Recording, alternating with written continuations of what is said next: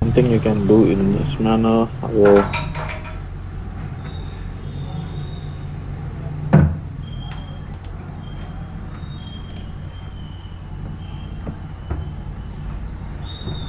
Reverse string.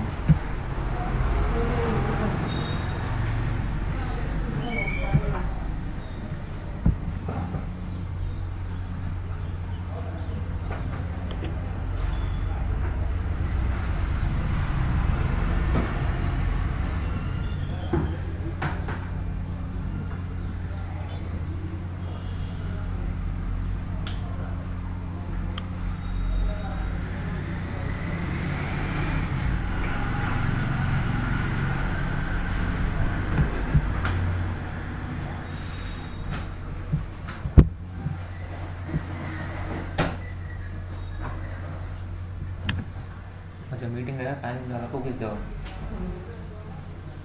Could be any variable. It does not have to be n or something.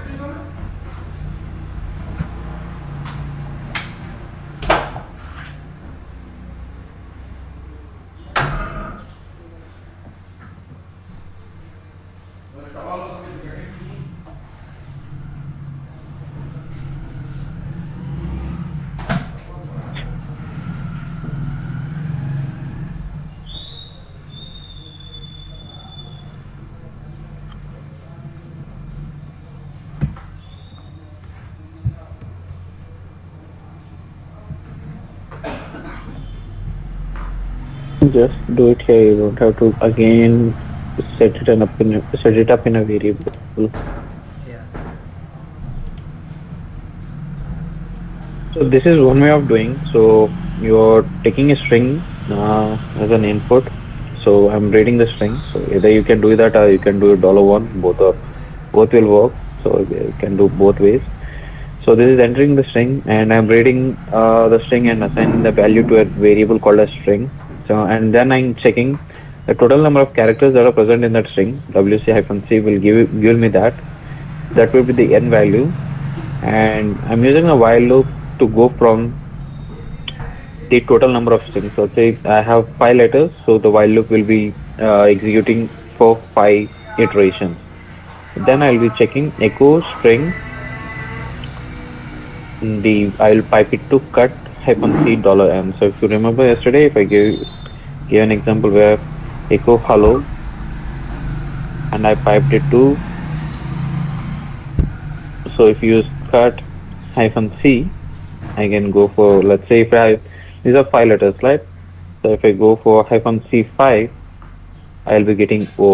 If I go for -c4, I'll be getting L. If I go for 3, I'll be getting another L. 2, E, and then if I use 1, so I'll be getting H. HALLO. So the n value will start going from 5 to 1. So 5, 4, 3, 2, 1, and it will be keeping on giving me values 0, L, L, E, H. So in the same manner, this if you use this append symbol, the values will be adding in the next lines, not in the same line. So you'll be getting the values in O, L, L, E, H in the next lines. So what he did was he removed those lines by using this tr command. So tr-d is for deleting, and he used /n. So he'll be deleting all the new lines here. With this, he has deleted the new lines and he printed the reverse of a string. So this also works. So if you don't want to use this command and complete this, you can also do it in this manner. So I'll keep the same thing.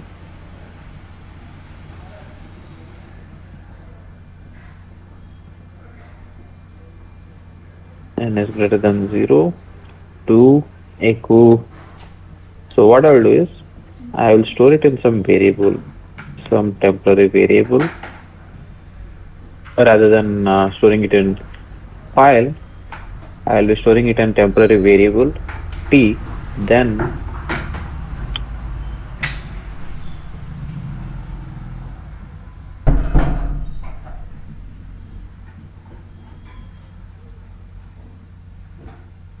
I can do it in the same line only. Not required to the variable.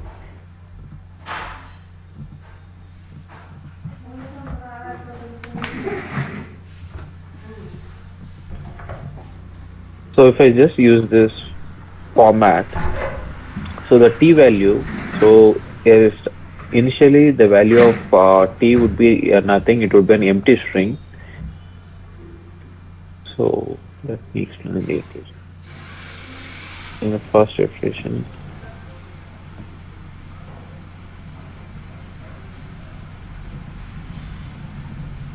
so let's say I entered the string as hello, the same word. So during the first iteration, the value of n, we know that it's 5. So n is greater than 0. So 5 is greater than 0. It will go into the while loop, and then it will give me t equals to. So the value of $t is nothing. It's an empty string now. So and then it will go for this echo hello, and then cut hyphen c5. So which will give it me wo. So the value of t will become wo during the first iteration. During the second iteration,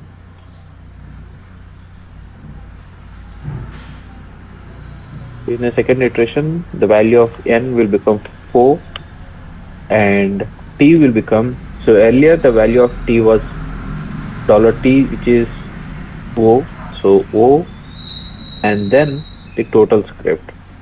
So echo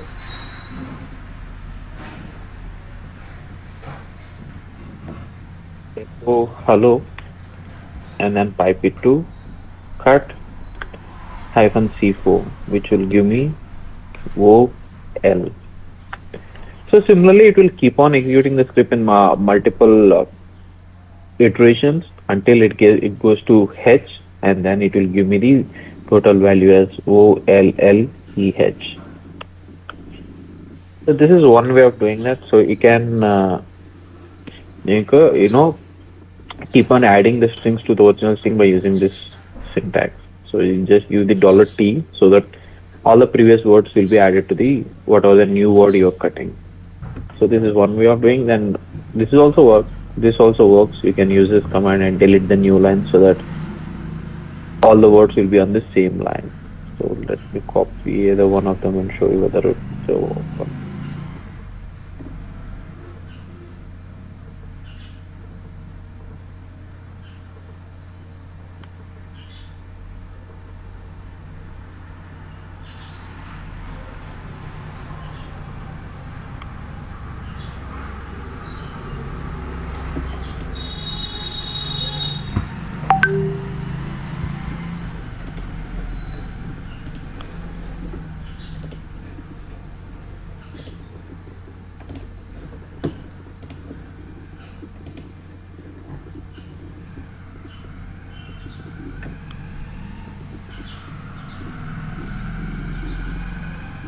Echo the word here.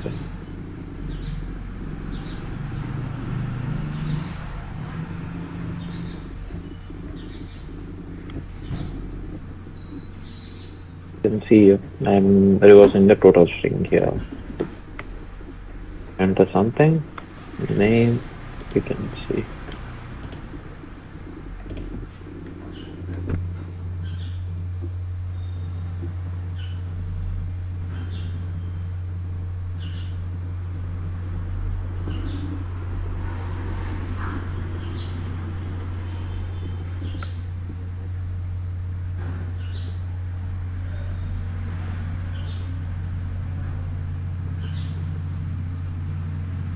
So let's say if I remove this line and I don't use this line, so what will happen is the sh reverse str2.sh.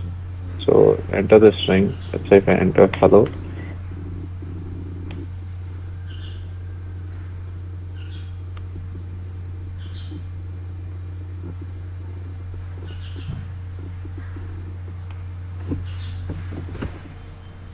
we'll be getting the values in new lines here in this manner. So there's a reason why he used that command where he piped it to tr-d and removed slash.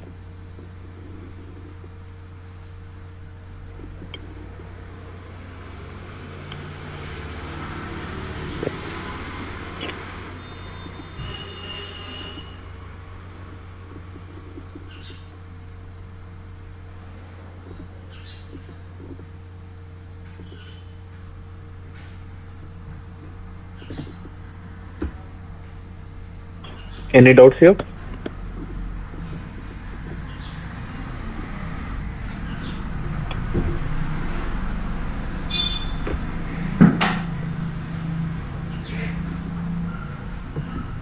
Hi Aditya. Yeah.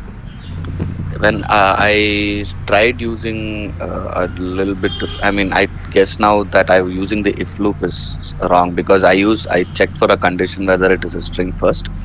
Then I used elif, so maybe that's why I was not getting it.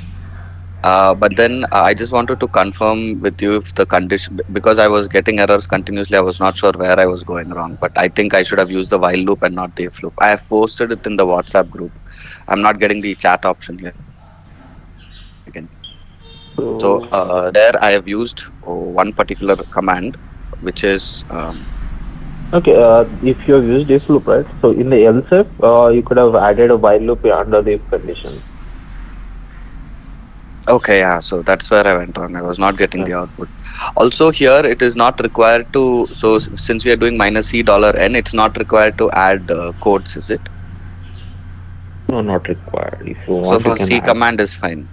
Yeah. If you want, you can also Okay. hyphen c dollar n. If there was c here,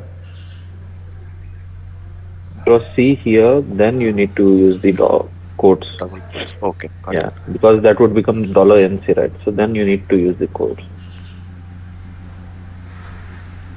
Okay. And also, there is this one command that I tried. Since I was not getting the correct output, I was not sure if this command is working or not. So here it is basically how to check using this. Where I can't seem to put it. Yeah. I'll just post that command on the WhatsApp.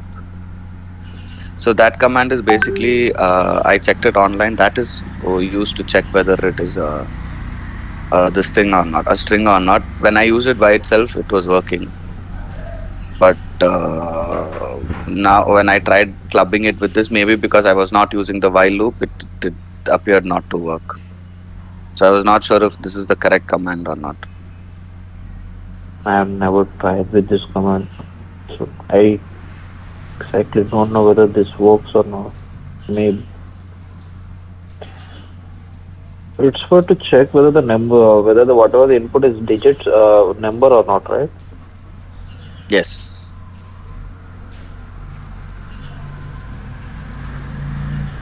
Then if the condition is true, in your case, it should you should be printing the your input is a number, right? Yeah.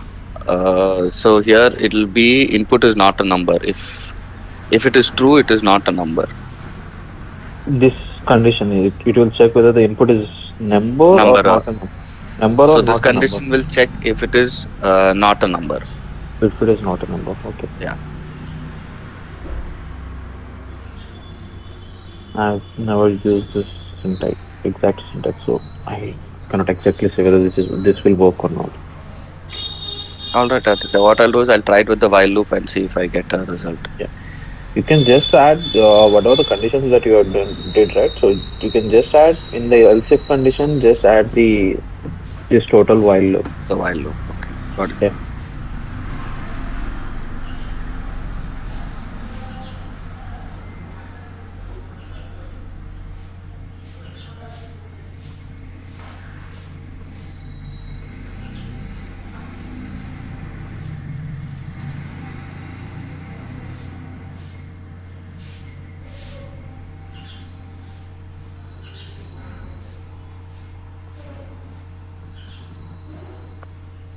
Yesterday, we were looking at how to use the for loop and take the whatever the number of arguments that you pass to the script and to be able to use that in a for loop by using for I and dollar star, right?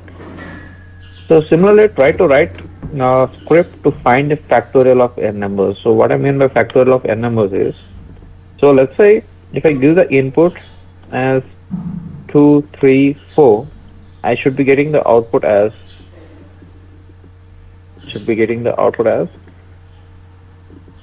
factorial of 2 is 2,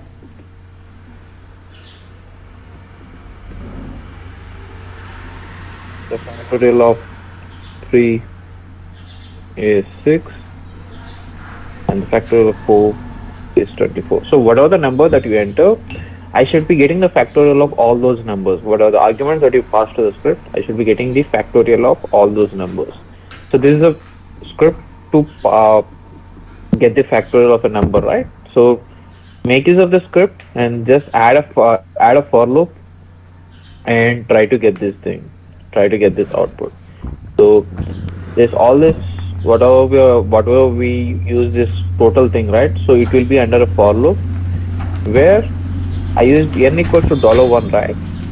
So you'll be knowing when we use a for loop, so we can use for I in dollar star. So the value of I will go to whatever the all the arguments that you pass.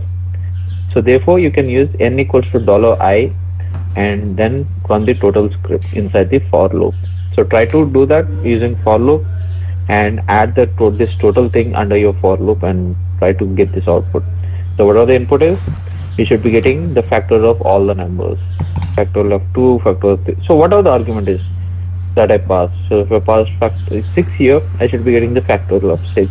If I pass 5, I should be getting the factorial of 5. Any doubts on the script?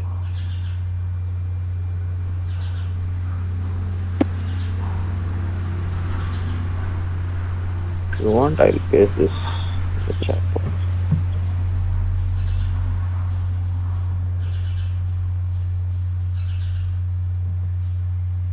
Make use of that and try to write the script using for loop.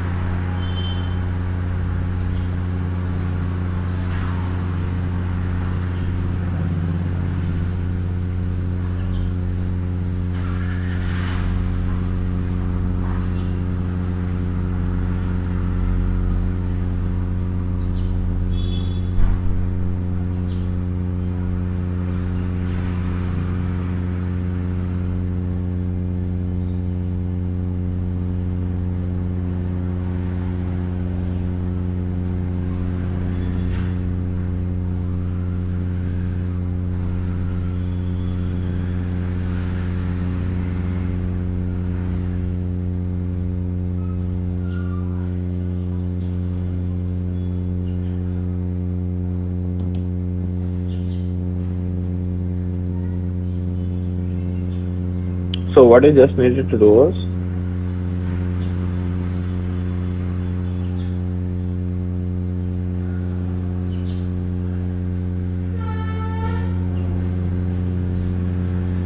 you just need to add a for loop which goes from all the which takes all the arguments that we pass to the script into this for loop. So for I in either you can use dollar star or dollar at the rate, both will work, both are correct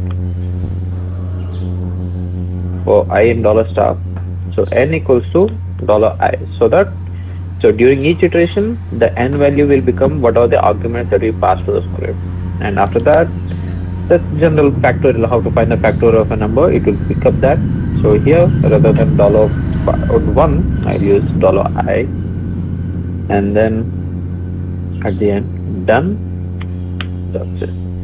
So just by adding a for loop at the beginning, we change to finding the factorial of one number to be able to find the factorial of whatever the number of arguments that we pass to the script. So if we pass 5 arguments, I will be getting the factorial of all those 5 numbers. So if I copy this,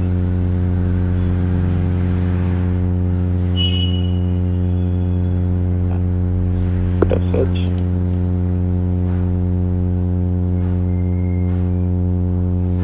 act and .sh. Let's say I pass 1, 2, 3, 4.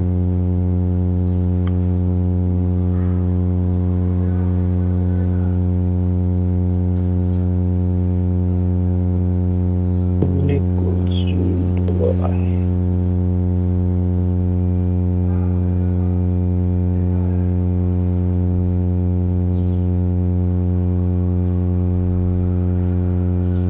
Text error token.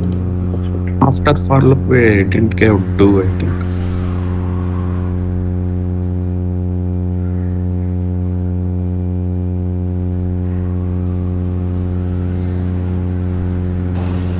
Hi, Amit. Yeah.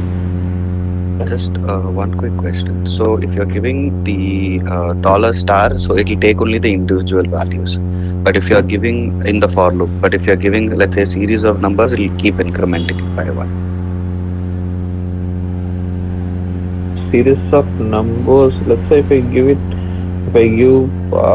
some other numbers 5, 10, 15 or some other number, it will pick up whatever the number. So it is taking some time to get the factorial of this number because there will be lots of iterations that will be going on. But you can give any number, it will pick up that all the arguments here. For I and dollar star, whatever the arguments that you pass, so for each iteration, it will pick up that value and run the for loop here. Another. Was that your question? Yeah. So, no, I just wanted to confirm if so now because you have put dollar star, it is taking individual values. Otherwise, it'll keep incrementing. Like now, suppose you had put in a range like we did yesterday, it'll keep incrementing by one. Yeah. If you use like in this manner, so it will be keeping on incrementing by from 0 to 10. Okay, So if you use range in this one, it will keep on incrementing by one values. So if you want individual input values, you should always use dollar star. Dollar star. So if you want to use the values that you have inputted as an arguments to the script, then you need to use dollar star. So what are the values that you have sending to the script as an argument? If you want to use them, either you can use dollar star or dollar at the rate. Both will work. So it's taking a lot of time because the factorial of this number is too many iterations.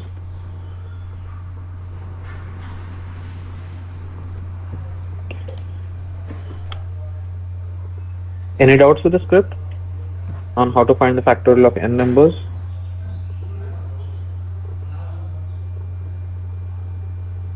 Aditya, Yeah.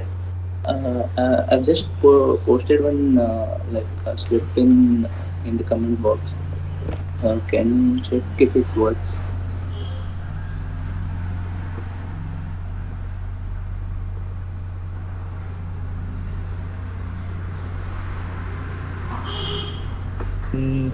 What it will do is this script fat equals to the factorial of j. So there is some mistakes in this under your for loop, but still The problem with this for a J in I to $I is, let's say let's say I've entered the factorial, I've entered the arguments as 5 and then 10. So it would print from, you use the for J in 1 to 5, 1 to $I, right? So $I would become 5. So it will become factorial of 1, it will print 2, 3, 4, 5. And during the next for loop, when the value of I will become 10, so it will become for j in 1 to 10. So it will print 1, 2, 3, 4, 5, 6 up to 10 factorial. So it will be keep on repeatedly printing from 1 to whatever the argument that you pass in this script. That's what happens. So anyway, you have to reduce the value of n as well. You know, still that would what become if you use this similar script. Okay. So there are two commands. So you know that what is the command to check all the running processes in your server? PS-EF. PS-EF. Yes, here. So if you want to check up whether a particular service is running or not, so we could check by using ps-c and give the service name. So give the service name. We check if a particular service is running or not. So this is one command, and there is one more command to check. It is systemctl hyphen is active, and you can use -q or --quiet and then service name. What And about systemctl status? systemctl Uh, status, let's say sudo systemctl status docker. Docker service dot docker could not be found, but the problem with these commands is either you could also check for ps-ef and then grep it to and what are the command that you want to check, what are the service that you want to check. So all these commands will work. There are some issues with these commands where even though the service is not running, it will show it as a false positive that the service is running with this systemctl status docker. So these are two commands which will give you the exact status, and even the ps-c can give you false positive sometimes. So this command systemctl is active -quiet. This is a more accurate command to check if a particular service is running. Then the ps-c will also work, but there are some services which this ps-c will also give you a false positive that even though service is not running, it will show you that the service is running. So this is an most accurate command is this systemctl is active --quiet.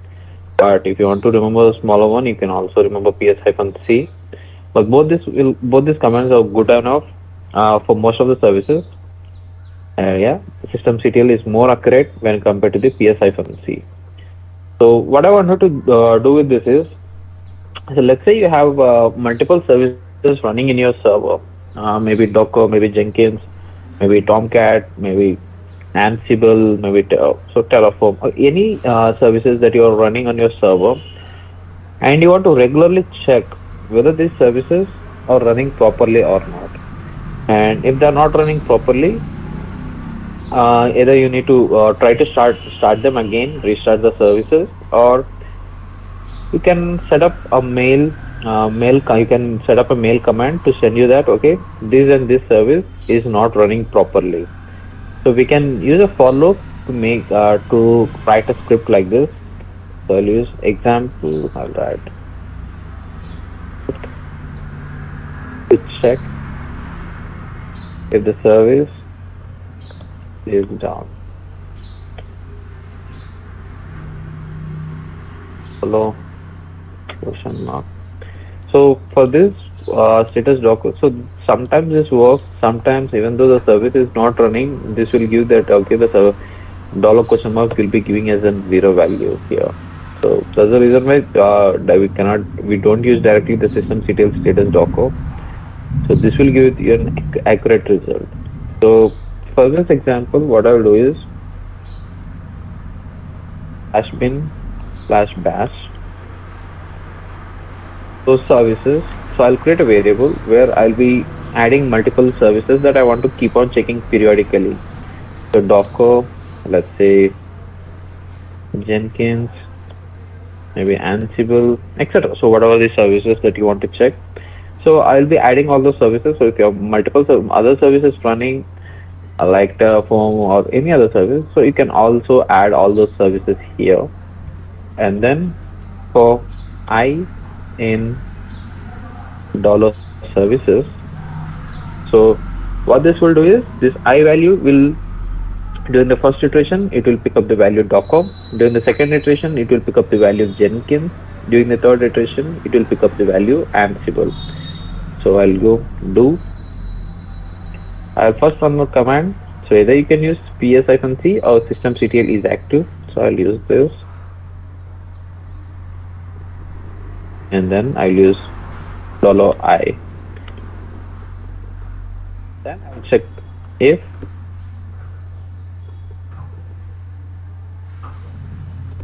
dollar question mark is not equals to 0, then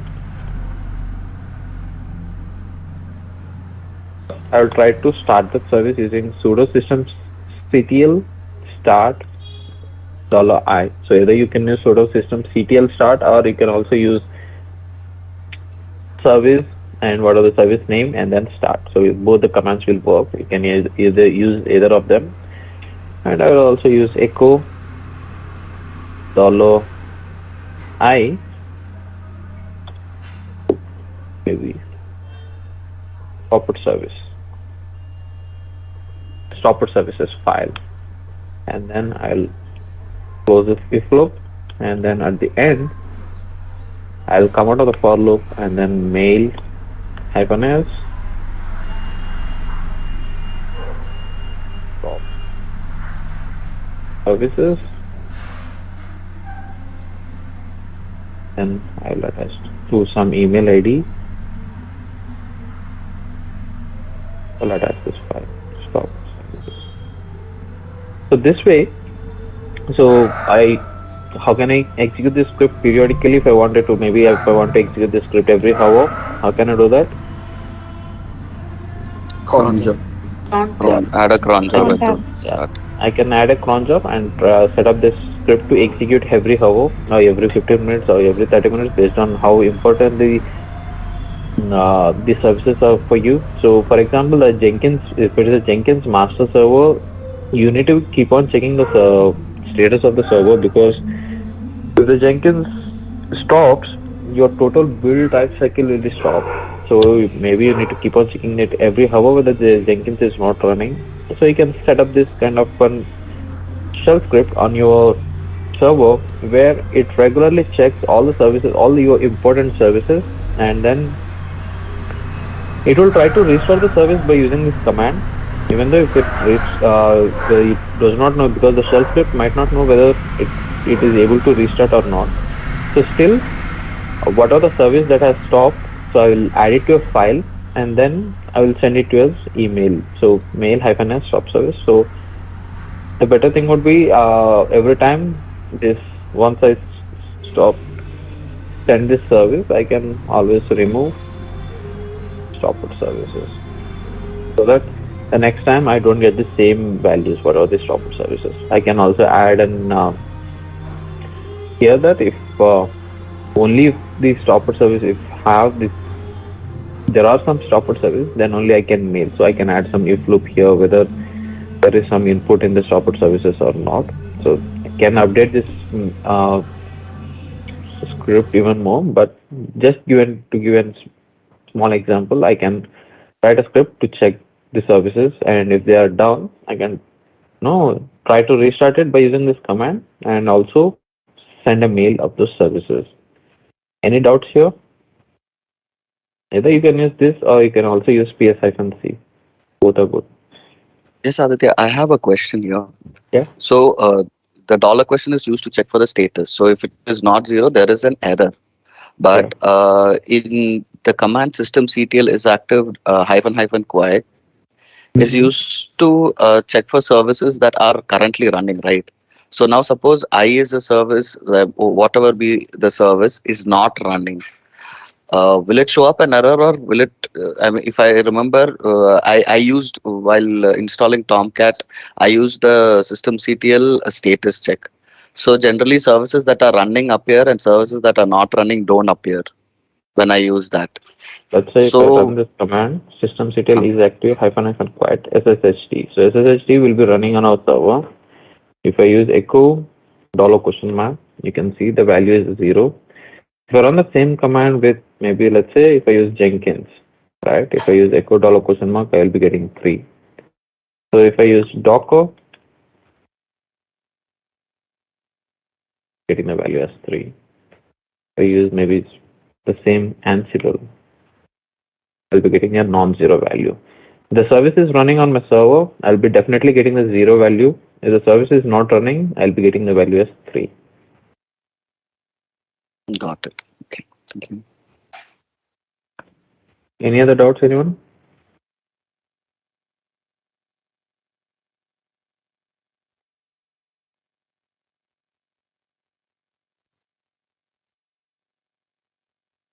So there is no use for me to run this script because anyway, these all these servers or services are not running on our servers. So to just give an example on how we could make use of shell scripts in a real world scenario, you can always write some scripts like this. So if even in an interview, if someone asks what are the shell scripts that you have written, so you can tell them. So I've written a shell script to check what are if the services are working properly or not, and then to check the disk usage percentage regularly. So these are all scripts you can tell in an interview. Any doubts here?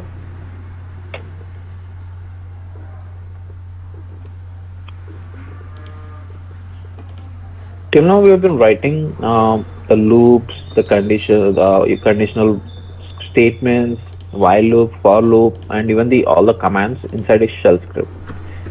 So what if you're writing a huge chunk of script where you keep on repeating some set of statements multiple times. So let's say you have a set of statements like maybe 4 or 5 lines of commands. You need to repeat those statements multiple times in your script. Maybe you're trying to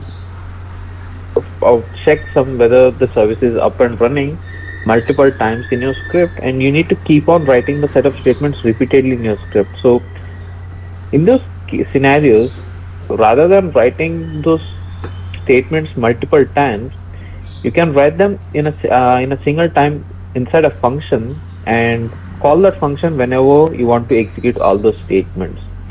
So let me give you a syntax and then let me show you how this works so that you will understand better. So the functions are available in all the programming languages. If you go for Python, Java, any programming language, you'll be having functions. So much more powerful, so that you don't have to write the script again and again and again, same set of statements again and again in your scripts. You can make use of these functions and write them. The syntax in shell scripting is, so first you give what are the function name that you want, function name, and then open and close brackets, and under that you can write those statements. So to give a simple example,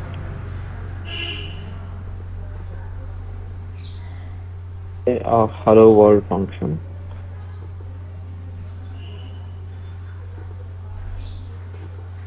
So I'll add the bin bash. So the function name, let's say I'll give the function name as hello, open and close brackets, and then open and close flower brackets. Inside the hello function, I can write whatever the statements that I want. So I want to keep this function as simple as possible. I'll write hello world, and then I'll write echo. Uh, I can write printed inside the function. Then to call a function, you can just use the function name. That's it. So if you just use here, so this will, if you just enter here, so once you call upon the function, so what are the statements that are inside the function? So there are two statements, right? Echo hello world, echo printed inside the function. So this hello would be printing both these statements, both these echo commands. So to show you what I'll use, echo. This is it. Oh, calling the function.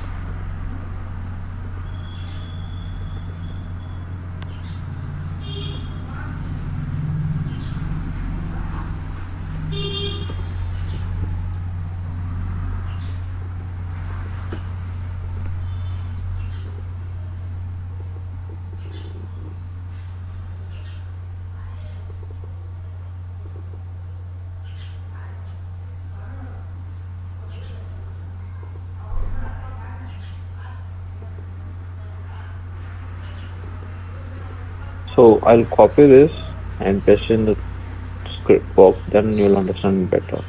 Vi func, that's it.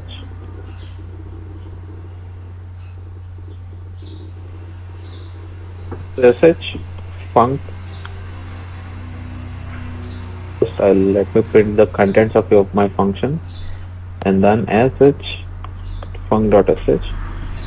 You can see this is printed before calling the function. This is the line that is printing in the first line, and it gave an extra line at the bottom because I used slash n here, and then I called the function by hello function. So once I call the hello function, it goes to the whatever the function that I wrote inside, and then it will check, okay, there are two statements that needs to be executed. Echo hello world, so it has printed that echo hello world, and then it printed echo -e printed inside the function. It printed that particular line, and then it added an extra line at the bottom, and then it prints, it comes out of the function. So what are the statements that it wants, it has executed that, and once it came out of the function and it printed this echo -e, this is printed after calling the function. So I can call this function multiple times. So let's say I'll go to this vi func. So I'll call this, give me a second.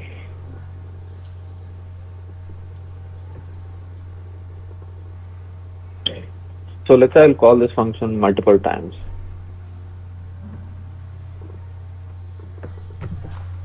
Hello.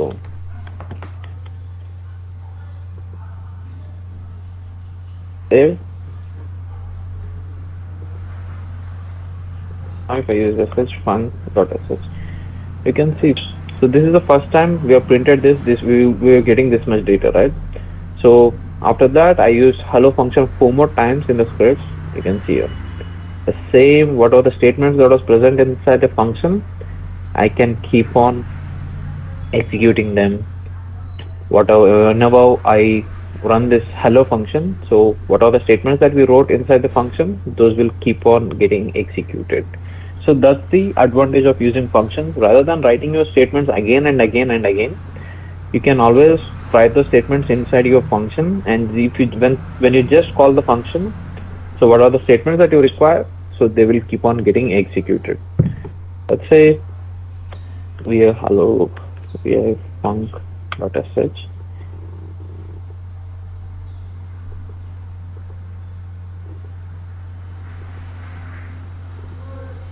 You want to pass some variables to the function. Echo $1, $2, echo $3, and so on. So how do we pass arguments to the script? By using dollar symbol. While executing a script, how do you pass? We'll enter the value. Enter the value, right? Similarly, with the functions as well, you just enter whatever the value that you want to pass to the function. You enter the values here. So I pass hi, hello. So this would become the $1.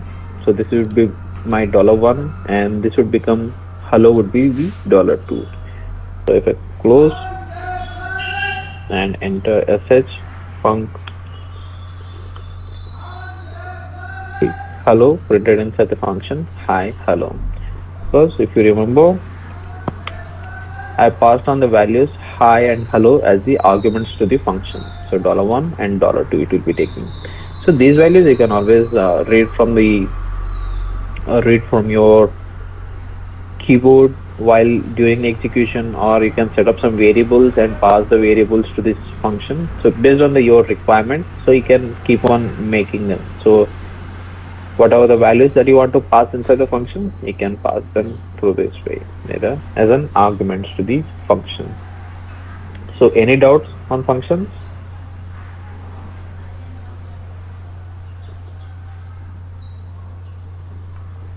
Aditya, can you please explain those last two lines, echo lines? This one? Why? Yeah, those things. No, no, not So the ones last after closing the these these three lines. those. Yeah, So I'm just to make sure that you guys understand that what is printing before the function and what is printing after the function. I've used these three lines. So this will print me this just an echo command, which so you know that to use the slash n you need to use the hyphen e. So use sh. So what that line will do is just to for my indication purpose, so that you guys can understand what is printing inside the function and what is printing outside the function. I've used these two lines. It does not. I don't have to use these two lines. I can just call the function. It will still work. So if I use vi func, just remove them.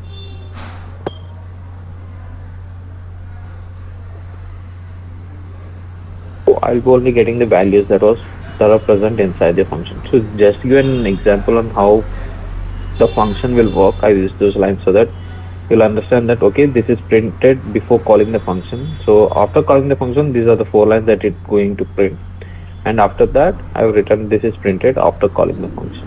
So just for namesake purpose, there's no special use for them. You can just call your function any number of times. got it. Thanks. Any other doubts, anyone? Aditya, this $1 and $2 we have given, right? Yeah. This for this the variables we can give at the stage of calling and script also, right? No, Message dot. this is for function specific. Okay. So if you want to give them the $1 and $2, you can use hello $1 and $2 here as well. So the function will pick up the same values. Okay.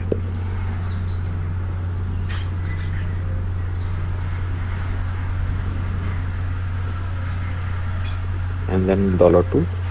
So that whatever the values that you enter, the same values will be passed to the functions as $1 and $2. So whatever we wrote inside the function are function specific. So you need to pass on those values using the while calling the function. Okay. Hi, Aditya. So, the function that you mentioned can only be called inside the script. Yeah, this function can only be called inside the script. Whatever the wherever you written this function in that particular script, you can call. In Python and other things, you can create those as the functions. You can create them and you can call upon on other scripts as well. I don't know whether it's possible in shell script, but this particular function can only be called upon by that script only. Okay. Aditya, Yeah. do we have to define the function body at the beginning itself, or we can define it anywhere? You can define it anywhere. Only after defining that you can call the function. Before that, we can't. Yeah. Only after defining the function you can call the function. Because there won't be Okay. any value for that hello before you define that function. Oh,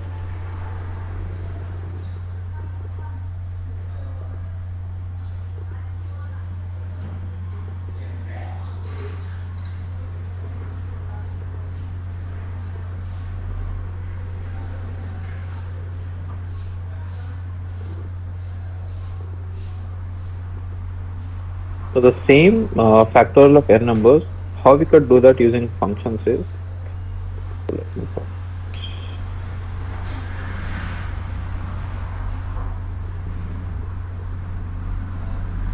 So I'll write a function for factorial.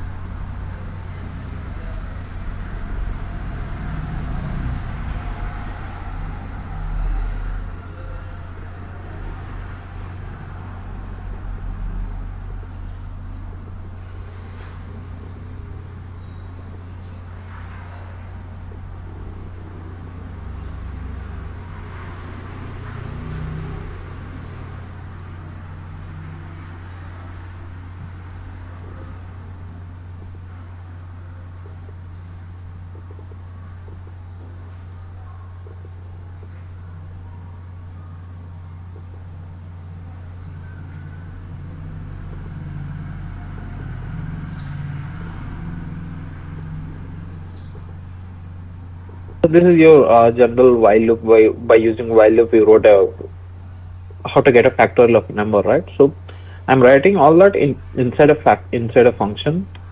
So after writing this function, fact by the name fact, so I'll call as for I in dollar star.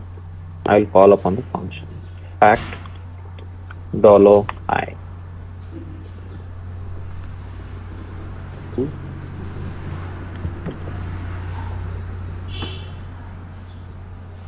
So we wrote a factorial function which, so any argument that you pass, so I use $1 here, right? So any argument that you pass to the function, so it will print that factorial of that particular number. So if I pass 1 to the to this function, it will give me the factorial of 1. So if I give 2 to the function, it will give me the factorial of that particular number. So let's say if I pass on 10 arguments, the for loop will pick up all those 10 arguments and it will call upon the function 10 times by passing each argument that we pass to the script. Yes, I can also do in this manner. Let's say fact $1, $2, $3, and so on. I can also do this, but that will not be as intuitive as this one. So when I use the for loop, so each time this for loop executes, it will keep on passing whatever the arguments that we pass to the script. It will keep on passing those arguments to the factorial function, and then this factorial function will execute, and then it will give us the factorial of that particular number. So copy this. I fact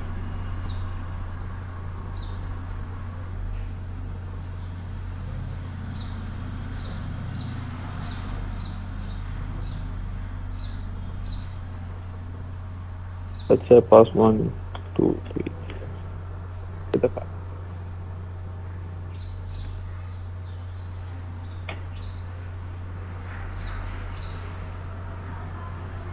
factorial of 88. Any doubts here on functions?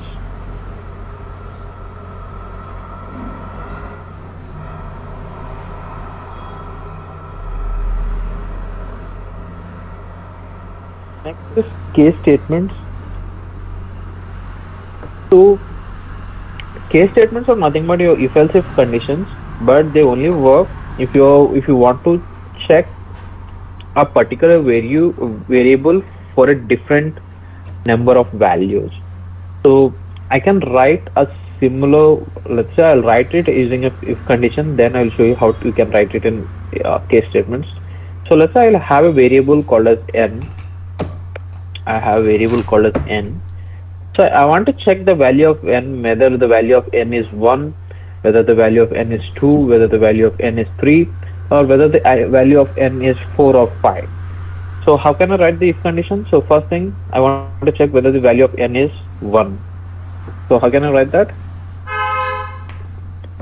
N is If $n equals dollar $n is hyphen equals to Equal 1. to 1. 1. So then I can write echo the number is 1. So if it is not 1, then I can write elif $n if it is equals to 2, then I can write then echo the number is 2. Then I can keep on writing this elif statements. If it is 3,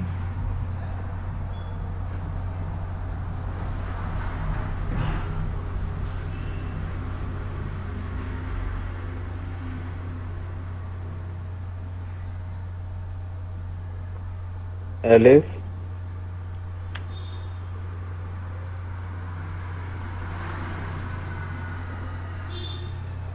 it is 4. It's 4.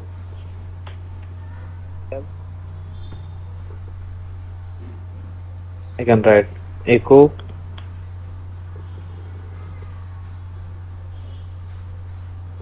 please enter valid number. So this way I can keep on writing my else if conditions. So this is one way of writing that. So we can write the same whatever I wrote it right here, right? So the if elif conditions, I can write it more easily using case statements. To write the same thing using a case statement, so first I'll write the syntax for case statement, then I'll write.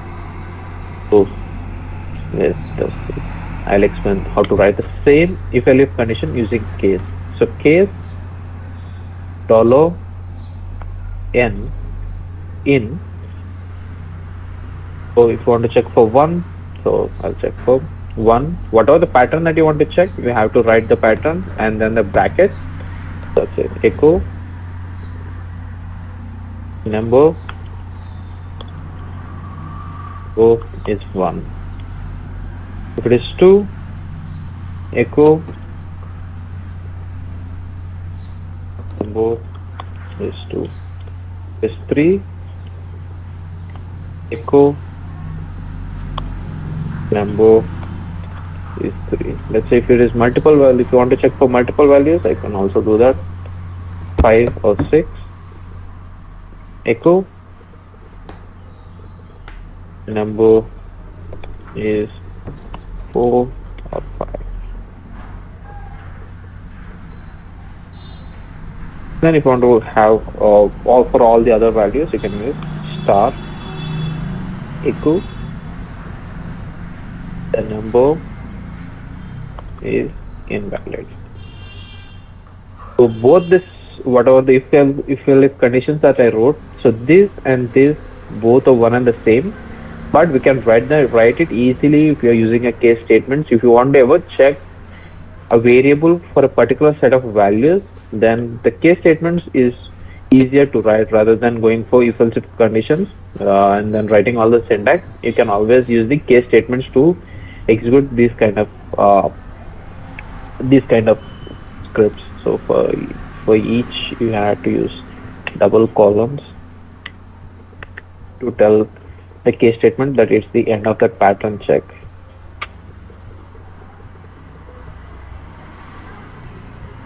ESAC. The reverse of case is ESAC. So both are same, but the case is easier to write rather than you keep on writing those if conditions. You can just check for what are the pattern that you want to check, and then you can write that number is 1. So first let me write the syntax as well. Syntax.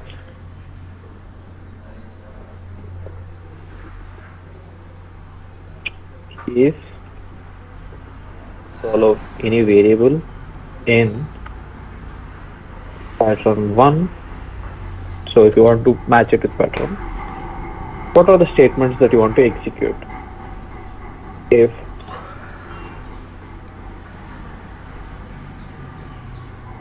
pattern 1 matches the variable, and you need to use two columns. Pattern 2, if pattern 2 matches,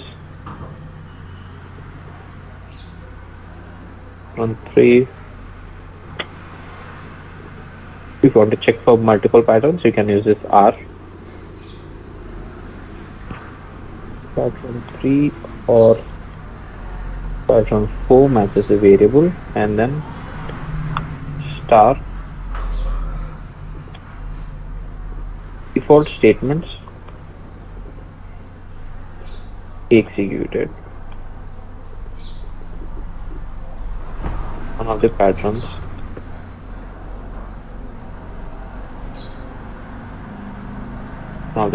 matches the variable. So this is using a if else if condition. So I'm writing the same thing using the case. So if I want to run example,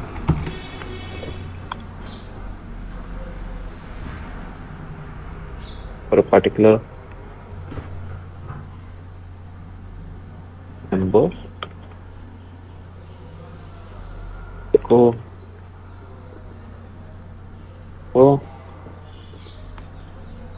read n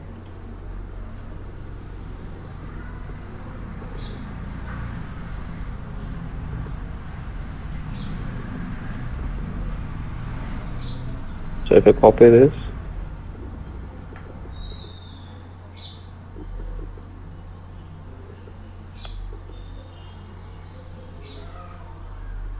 h num dot sh, so enter the number. Let's say if I enter 3, the number is 3. So it's just a simple example that I mean. So if I enter 4, the number is 4 or 5. If I enter 1, the number is 1.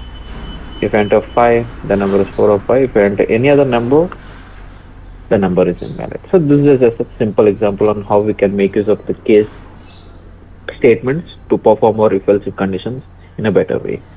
Any doubts here? Yes, Aditya. Just a couple Yeah. of questions. So here, this is basically like you have a set of options to choose. You give the user a set of options, and based on the option, they a particular command, a particular output is given, right? So Yeah. here you've written echo number is 1, for example. Can we use some commands there like Yeah, you as can use any commands. It's just that just for basic example, I'm giving echo, but you can use any number. You can write 10, 20 commands for each pattern. okay, and when you're writing those commands, each command line will have to be one after another, right?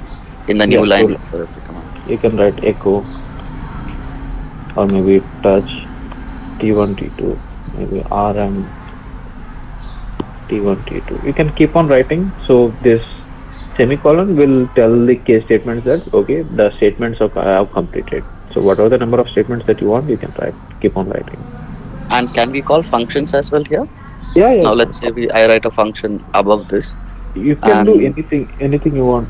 Just like your inside your while loop or for loop or if loop, you write all the statements, right? So yes, similarly, you can write any kind of statements you want. After checking the pattern, you can write what are the statements you want. okay, Aditya, got it. Thank you. Any other doubts, anyone?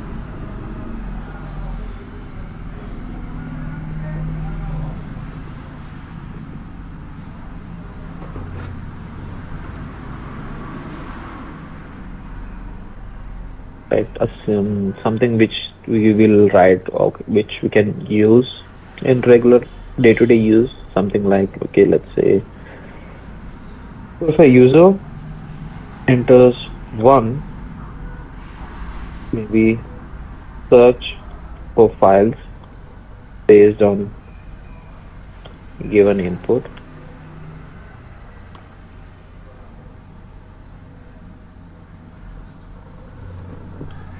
Maybe if the user gives us an input as 2, maybe check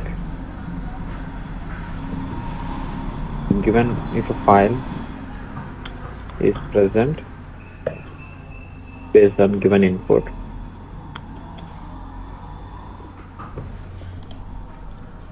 Third, maybe create a soft link. Before, create a hard link. We ask the user for an input.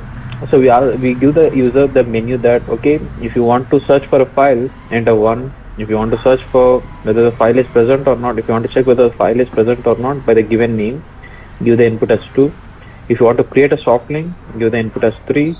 If you want to create a hard link, give the input as 4. So how can we do that using case statements? So I'll write /bin/bash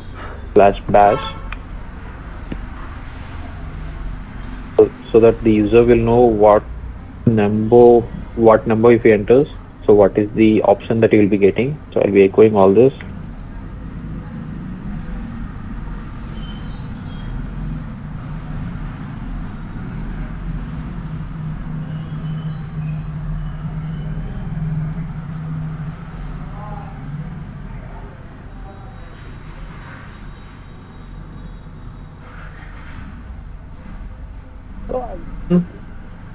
Ask the user to enter the number, which option that he wants to choose. I will ask the user enter the number of his choice, you can say, and then read n. After that, I will write the case statements. Case $n in. So if it matches the first one, that is, if the user chooses 1, that means we have to search for files based on given input. So we need to ask the user to enter the file name that you want to search. So I'll ask echo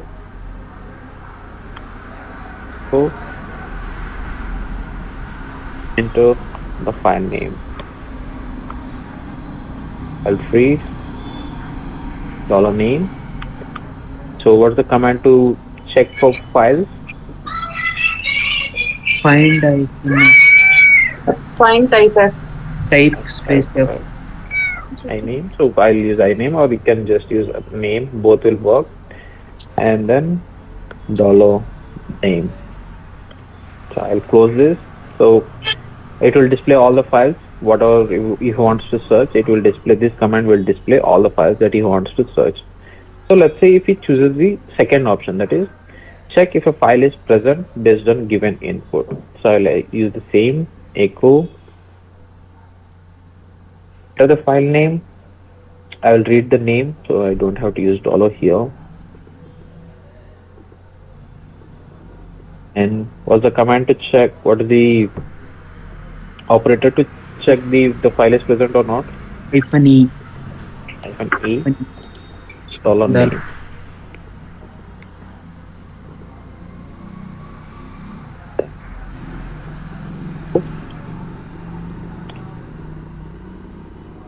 File is present. Echo file is not present. To close the if loop, and then I'll use 2 columns to close this particular set of statements for the pattern 2. Let's say if he enters the pattern 3, that is, he wants to create a soft link. So we will ask echo the path of original file. So for a soft link to work, we need to get the original file and the destination file path, right? So I'll read original, and then I'll add echo path of the path of soft link. So I'll add read soft. Was the command to create a soft link? ln-s. ln-s. Follow original, follow soft link.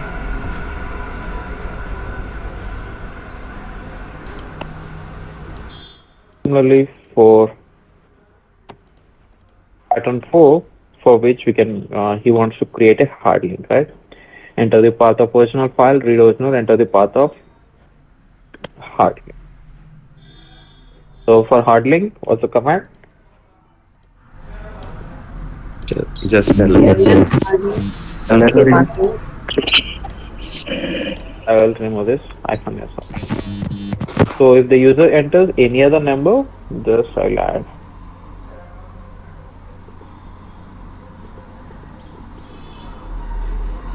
echo invalid input.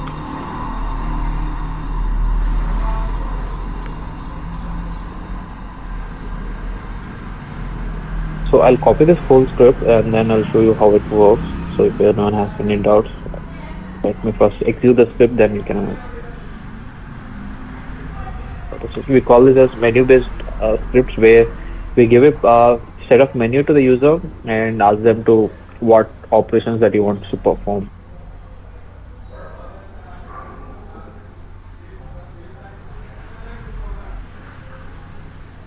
Yeah. So we are asking, okay, if you want to search for files based on a given input, so the input that I need to give is 1. So if you want to check if a file is present or not, the input is 2. If I want to create a soft link, the input is 3. If I want to create a hard link, the input is 4. Let's I use the first menu, so I'll enter 1. So it will ask for to enter the file name. So I want to search for a file name, right? So let me search for big2.sh. So it shows me that big2.sh is in the present directory, and it's in the present directory and the file is present. So whatever the file name that I'm searching, I'm getting the output here. Let's say like this. So let's say I'll do this second option that we have, enter the file name. So big2.sh is a file that is present on the server. You can see once I enter that, the file is present. Let's say if I enter 2 and I enter some file name that is not present, you can see the file is not present. Let's say if I enter the third one, create a soft link, enter the path of original file. So the original file is I want to big2.sh. I want to create a soft link for the big2.sh. Enter the path of soft link. So I want to create it in /home/ec2-user/soft link. So the script has run. Let us check whether the soft link has created or not. Let me also create a hard link as well. Then we'll check whether a soft link and hard link were created or not. So enter the path of original file. Enter the path of hard link. So I will be creating a hard link in /home/ec2-user/hard link. Now if I go to my home path and check cd, I check ls-l, you can see a soft link and the hard link. So here the big2.sh is not working properly because I should have given the total path of big2.sh, then this soft link would have worked.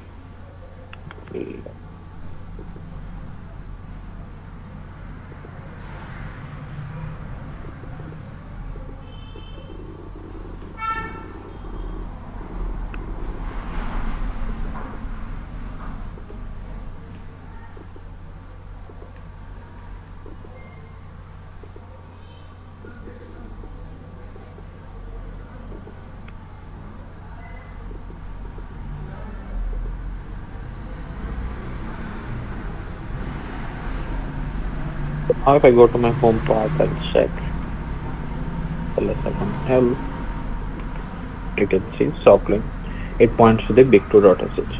So this way you can make use of the case statements to create your own menu operations. So menu-based operations where you give the user what he wants to perform on the server, and based on his input, we can create that whatever options that he wants. He can give him that. Any doubts here on how to write case statements on this script? Or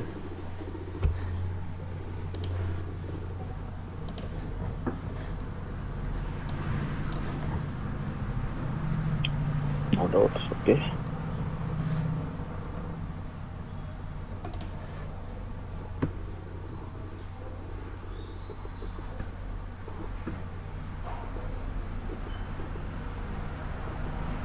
Dot of fact from fact.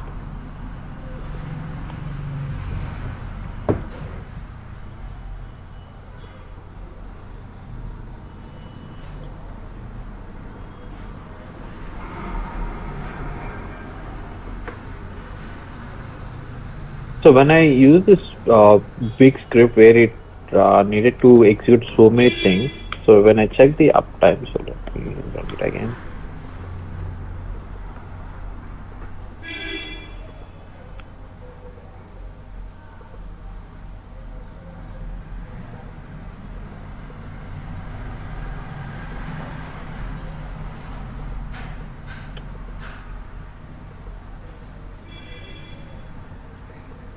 We can see here now the value of uptime has changed. So there are three values for load average. So if you this is a load average that you come. So we can check the load average with multiple commands. You can also check the load average using top command. You can also check the load average using uptime, and then you can also check the load average using, I guess, there's one more command called plans if I'm not wrong. So you can also check this load average with a plethora of commands. So this is one command that you can check uptime. So it will check, it will tell you how many days the server is up and running and how many users are using that. So here, this load average, what does the three values mean? So in your Windows laptop, you can always go to your task manager and it will show you how much percentage of CPU is being used, how much percentage of memory is being used. So we can check a percentage of CPU that is being used by going to your task manager, and you can check, okay, 25% of total CPU power has been used as is being used on my system. So similarly in Linux, there is no direct way of checking the percentages at the particular time. So it gives us three values. So the first value is the load average for the last 1 minute, and this second value is the load average for the last 5 minutes, and the third one is the load average for the last 15 minutes. So this is for 1 minute. So the total number of processes running and how much the CPU has been loaded for the last 1 minute. Then this is for last 5 minutes, and this is for last 15 minutes. For example, you have a load average of, let's say, this in this manner, maybe 3.5. This means in the last 1 minute, the CPU, 100% of the CPU has been used. 100% of the CPU has been used in the last 1 minute. And in the last 5 minutes, only 40% of the CPU was used. 40% of the CPU is used. That means 60% of the CPU was free in the last 5 minutes. This is the last 5 minutes. And if you go for the last 15 minutes, if the value is 3.5, then you can see 250% overloaded on the CPU. That is, the CPU can only handle 100%. So more than so if it is 3.5, so if you subtract it by 1, so 250% of the CPU was overloaded. So more than what the CPU can take, it was overloaded by 250%. This is what it means by when you have three load average values. So first one is in the last minute, the second one is in the last 5 minutes, and the third one is in the last 15 minutes. Any doubts here?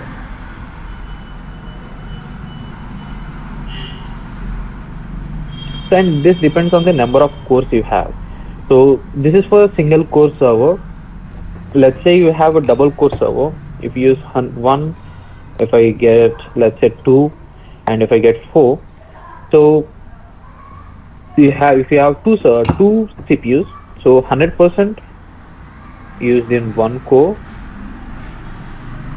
and 100% is still unused, because you have two cores and you only used 1% of that. That is, you only use 100% of one core, and there is 100% is still left. If the value of load average is 2, then total both the cores have been used fully. Both cores have been used. Both the cores were full, you can say. And if it's 4, then you can say both the cores were overloaded by 100%. So it depends on the load average values, or it depends on your number of cores as well. So the server that we are running is single core processor. So based on that, if you have got a value of 1, that means the server is busy 100% of the time. And if you overload it, if you do any other thing, then the server might get slow or something. But if it was a two core processor, if we get the value of 1, then there is still much more room left for us to work on that particular server. Any doubts here on load average?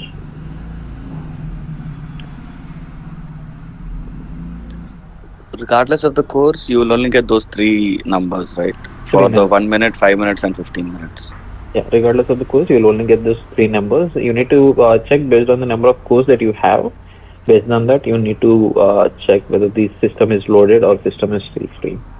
So, does anyone here know how to check the number of cores uh, that is available on your server using a command? Stop. Stop is one command. Process limits.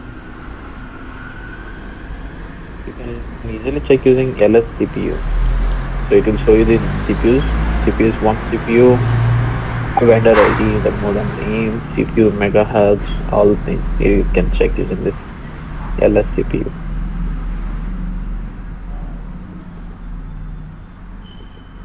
Based on the number of CPUs that you have, you need to check the how much load your server is taking up.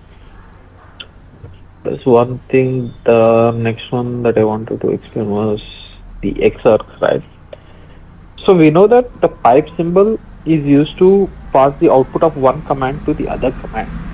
What if you want to pass the output of one command as the arguments to the next command? So to give a simple example, let's say I use ls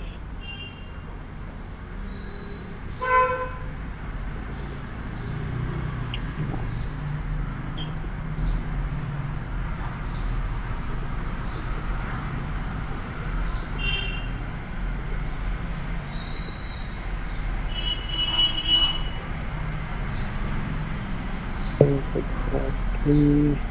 Okay, let me use ls only. So ls dot sh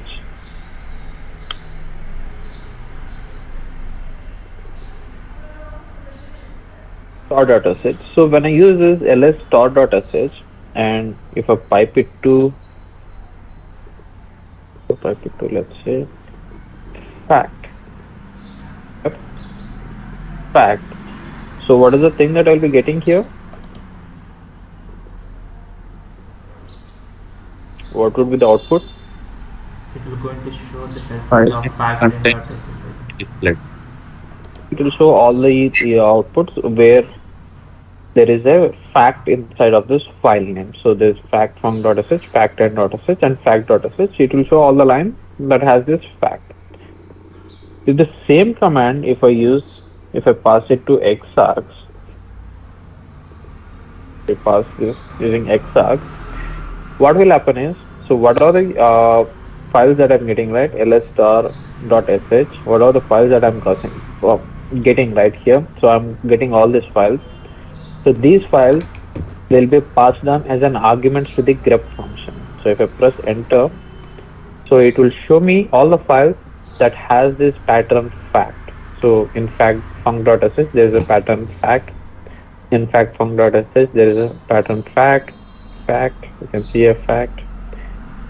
So previously when I did not use this xargs option, so it just checked, so whatever the output that was there, it checked for it checked for the pattern fact in this output. So but when I use this xargs option, so it took all these files as the arguments to grep function, and the grep checked for this fact pattern in all these files. That's the difference between using pipe and then using xargs. So when you use xargs, whatever the output that we got from a command, it will be passed as a arguments to the next command. So here it will be we'll be passing the output to this grep function, and then grep will check, okay, what are the it will check all the output, and it will print us the lines which has this particular fact pattern. But when I use this xargs command, it used this it passed on the total file names to this grep function, grep command, and it checked for all the files where there is a pattern called as fact. So let's say if I just use maybe tutorial, in fact func.sh, you can say echo the factorial of $1 is fact. In fact, n.sh the factorial of $I is fact. So that's the difference between using the just using the pipe and just using exarch. So it depends on which command you're using and what you want to perform. So if you want to check, just let's see if I can see it. Yeah. So this is the command that it's going to execute. If you use -t, it will first show you the command that is going to execute. So grep factorial. So it will pass all the file names to the grep command, and it will check all these files and it will print the output. And there is one more flag which you can check whether you want to execute this command or not. Check it. So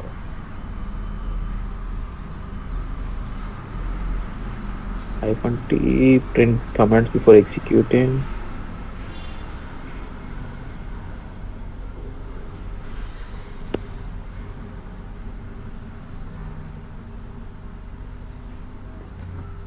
Yeah. P. So if I use the same command using -p, so this is the command that this exarch is going to execute if you want to execute or not. So if I press Y and enter, then it will execute. So there are options with exarch, as we generally use the exarch command with the remove command. So rather than just blindly executing that, so you can always use the -p parameter and check what are the command that you want to execute, whether that is correct or not. So when I started using this using touch, F1, F2, F3, F4, and F5. So find hyphen name hyphen empty. So when I used to pass this exarch rm, right? Now if I use -tp,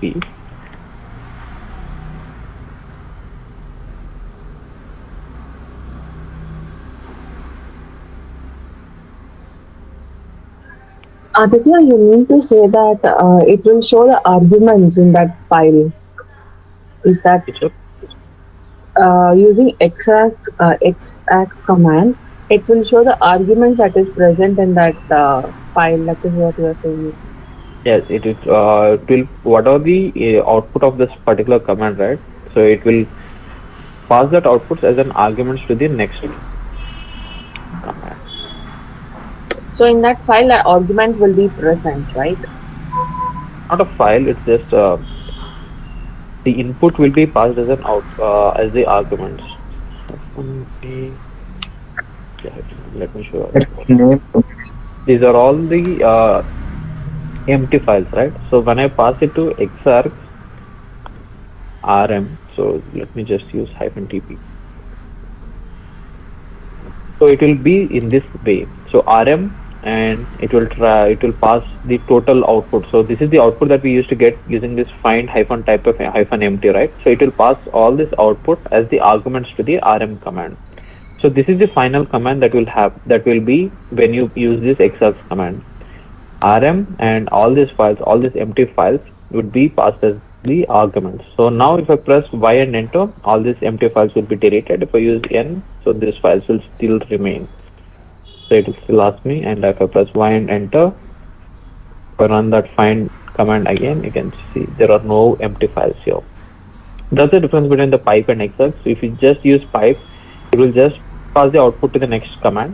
But if you use the exarch, so it will pass the output of the command as the arguments to the next command. So some commands can directly take the output. Some commands might not work with it directly from the output. They need the whatever the input they are getting from the pipe, they need to be passed on as an arguments.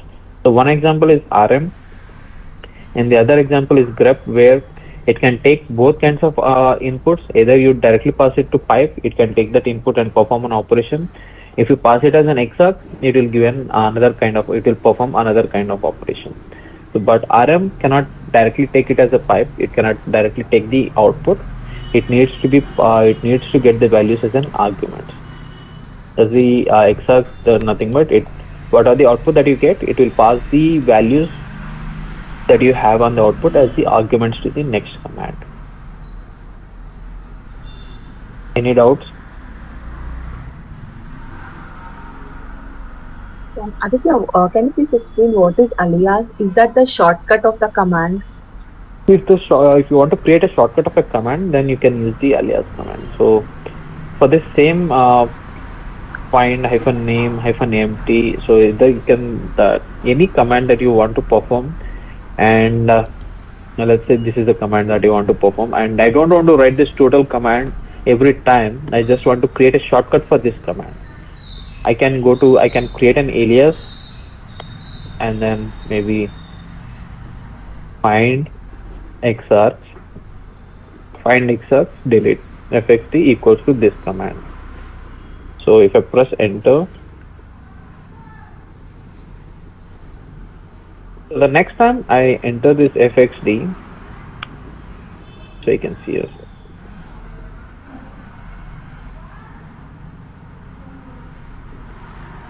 Next time I enter this fxd and enter, you can see rm./apache. What are the empty files that you have? It will pick up those directories. So it's just a shortcut for a command. If you don't want to write the whole command and you want to create a shortcut, you can use the alias fxt. Whatever you can use any name here. It does not have to be this name. You can use any name as per your convenience, and you can write the command that you want to execute when you execute this particular command. So if you either use fxd or if you either use this, both are one and the same. You're just creating a shortcut for that total command. And this alias, they will get reset once you restart the session.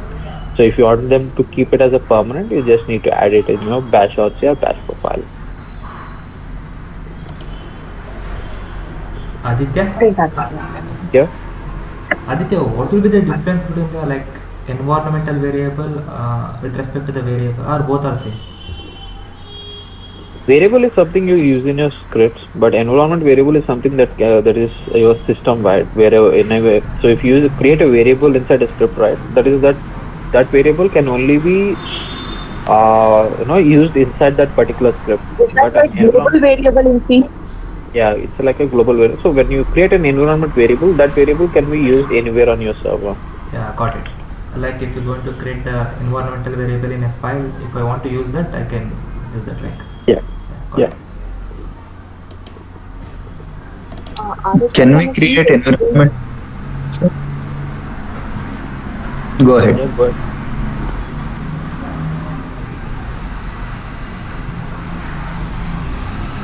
Hello. Yeah, you